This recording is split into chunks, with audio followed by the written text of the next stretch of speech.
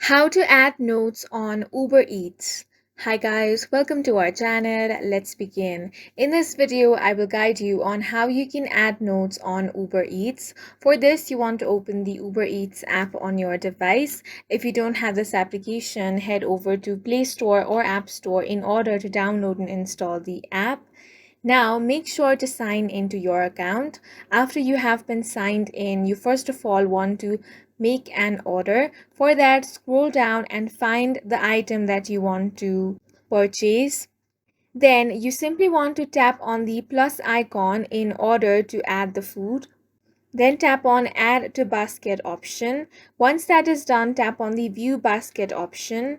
Once you tap on the View Basket option, you should find the option of Add Notes. Tap on that. Then you can simply write down your note or any special instructions there and tap on the Save option. Once you have saved the note, you can tap on Go to Checkout option.